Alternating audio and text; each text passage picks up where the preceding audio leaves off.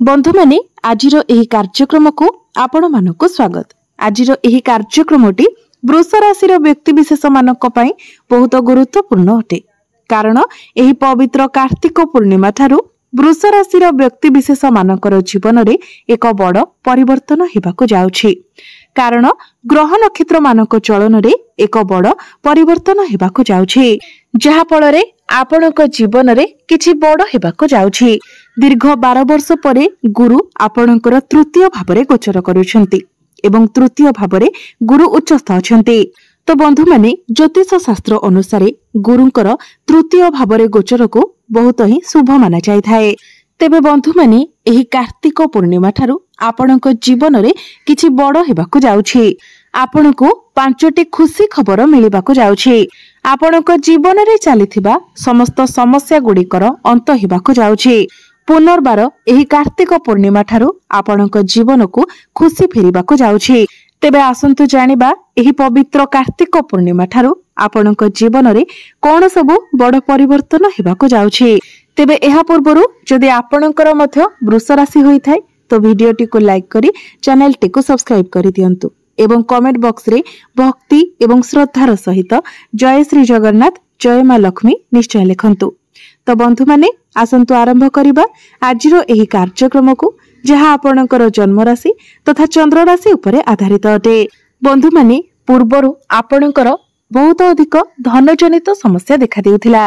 अनेक समय आपणकर स्वास्थ्य मध्य खराब रहुथिला।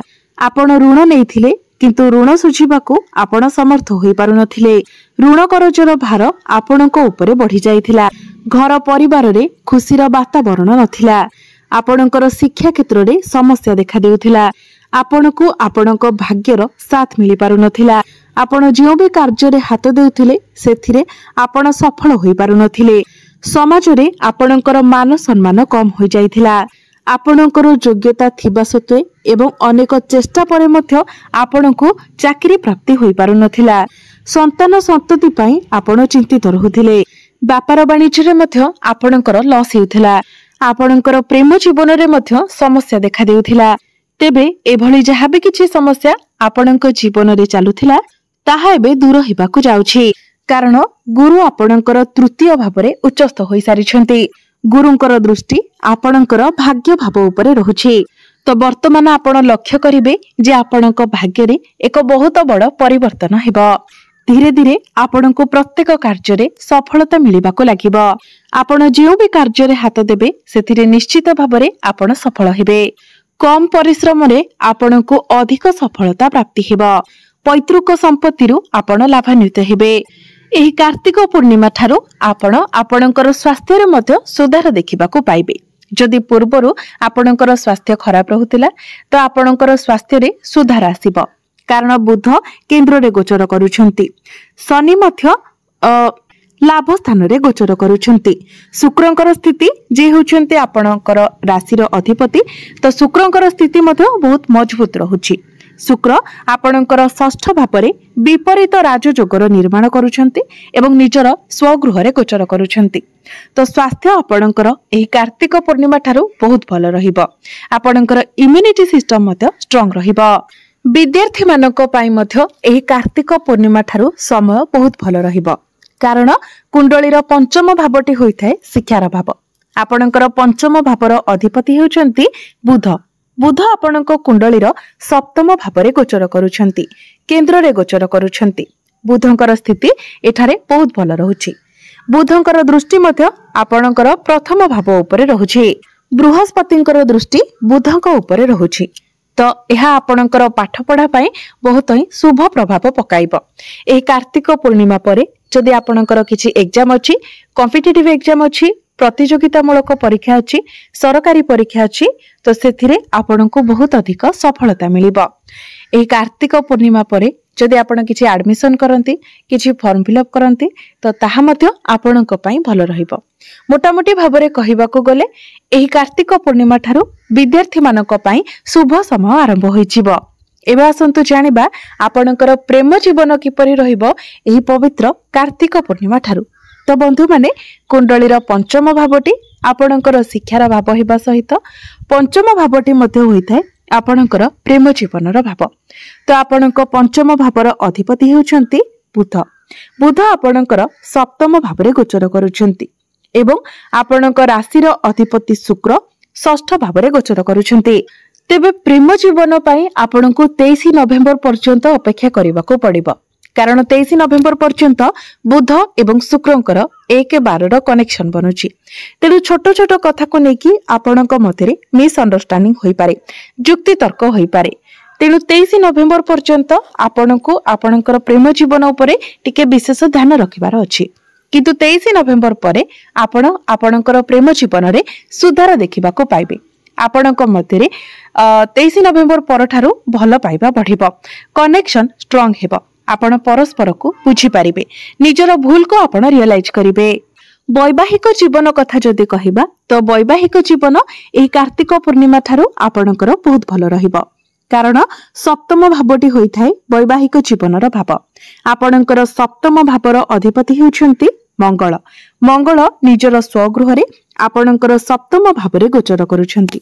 तो निश्चित भाव में आपणकर वैवाहिक जीवन एही कार्तिक पूर्णिमा ठारू बहुत भल रहिबो। केवल सेतिकी नुहे, आपण आपणकर जीवन साथींकर पर्सनल एवं प्रोफेशनल लाइफ रे मध्य ग्रोथ देखिबाको पाइबे। आपणकर जीवन साथी जदि आपणको किछि एडवाइस दउछन्ति तो निश्चित भाव में आपण ताहाको ग्रहण करंतु, कारण ताहा आपणक पई लाभप्रद साब्यस्त हेबो। आपण दुई जण मिसी केवडे बुलीबाको जाय पारंती, दुई जण मिसी कोनोसी बड़ डिसिजन नै पारंती। आपणक मध्यरे बुझामणा बहुत भल रहिबो, आपणक मध्यरे अंडरस्टैंडिंग बहुत भल रहिबो। एबे आसंतु जानिबा आपणकर भाग्य, कैरियर एवं व्यापार वाणिज्यर स्थिति किपरि रहिबो एही पवित्र कार्तिक पूर्णिमा ठारू। तो बंधु माने कुंडलीर नवम भावटी होइथाय भाग्यर भाव एवं दशम भावटी होइथाय कैरियर भाव। आपणक भाग्य भावर अधिपति शनि अटंती, आपणकर दशम भाव अर्थात कैरियर भावर अधिपति मध्य शनि ही अटंती। तो शनि आपणकर एकादश भाव लाभ स्थान रे गोचर करुछन्ति। तो हे कार्तिक पूर्णिमा ठारू आपणकर भाग्य प्रबल हेबाको जाउची। आपण जो भी कार्य रे हाथ देबे सेथिरे निश्चित भाव में आपनको सफलता मिलिबो। एही कार्तिक पूर्णिमा परे आपण कोनोसी बड़ जिनिस किणा किणी करि पारंती, किछि बड़ इन्वेस्टमेंट करि पारंती। एही कार्तिक पूर्णिमा परे आपण कोनोसी भूमि, जमी, प्रॉपर्टी इत्यादि किणी पारंती, नूतन जान वाहन किणी पारंती, नूतन गृह इत्यादि निर्माण करि पारंती। एही कार्तिक पूर्णिमा परे आपण कोनोसी धार्मिक यात्रा करि पारंती, कोनोसी धार्मिक कार्य रे आपण योगदान करि पारंती। आपणक गृह रे कोनोसी शुभ मांगलिक कार्यर आयोजन होई पारे। एही कार्तिक पूर्णिमा परे जदि आपण शेयर मार्केट, स्टॉक मार्केट किबा ट्रेडिंग रे किछि इन्वेस्टमेंट करंती ताहा आपणको लाभ प्रदान करिवो। तो भाग्य संबंधित आपण जहा भी निर्णय नेबे निश्चित भाव में सेथिरे आपणको सफलता मिलिबो। कैरियर कथा जदि कहिबा तो कैरियर मध्य एही कार्तिक पूर्णिमा ठारू आपणकर बहुत भल रहिबो। जो मानक निकट रे कोनोसी चाकरी नथिला, आपण चाकरी पई चेष्टा करूथिले तो चाकरी मिलिबार बहुत अधिक संभावना रहुची। एवं जो माने चाकरी करूछंती तो चाकरी क्षेत्र रे आपणको प्रमोशन मिलिबार मध्य बहुत अधिक संभावना रहुची। चाकरी क्षेत्र रे आपणको मान सम्मान प्राप्ति हेबो, ऊपर ऑफिसरकर सपोर्ट आपणको मिलिबो। पूर्वरु जदि आपणकर कैरियर रे किछि प्रॉब्लम थिला तो सेही प्रॉब्लम गुडिक दूर होई जिवो। कैरियर को नेकी आपणकर जहा सब स्वप्न रहितिला सेही सब स्वप्न मध्य आपणकर पूर्ण हेबो। आपण आपणकर कैरियर रे बेटरमेंट देखिबा को पाइबे। कैरियर रे मध्य आपणको आपणक भाग्यर साथ मिलिबो। तो अल्प परिश्रम रे आपण अधिक सफलता लाभ करि पारिबे। एहा व्यतीत आपणकर दशम भाव में राहु गोचर करुछन्ति, तेणु आपण हार्डवर्क ठारू अधिक स्मार्ट वर्क करने को पसंद करिवे। आपण स्मार्ट वर्क करके अधिक सफलता लाभ करि पारिबे। राहु आपणकर दशम भाव में निजर मित्र राशि रे गोचर करुछन्ति, तेणु राहु एठारे आपणको शुभ फल प्रदान करिवे। आपण आपणक मतिरे स्मार्टनेस बढ़िबो।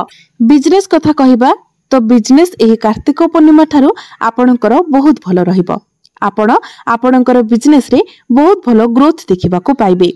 आपणकर फाइनेंशियल ग्रोथ हेबो, डेली इनकम बढ़िबो। आपण आपणकर बिजनेस को आगो को बढ़ाई पारंती। बिजनेस को नहीं नुआ नुआ आइडिया आपणकर मन को आसीबो। तो आमे जदि देखिबा तो अनेक क्षेत्र रे एही कार्तिक पूर्णिमा ठारू आपणको सफलता मिलिबा को जाउछि। आपणकर स्वास्थ्य रे हेउ, शिक्षा क्षेत्र रे हेउ, आपणकर वैवाहिक जीवन रे हेउ, भाग्य को नै हेउ, कैरियर को नै कि हेउ, प्रत्येक क्षेत्र रे आपणको बहुत अधिक सफलता मिलबा को जाउची।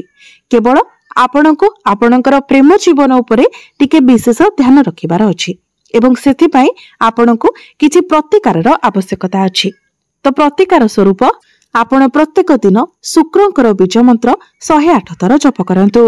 प्रत्येक दिन आपण 108 थर गायत्री मंत्रर जप करंतु।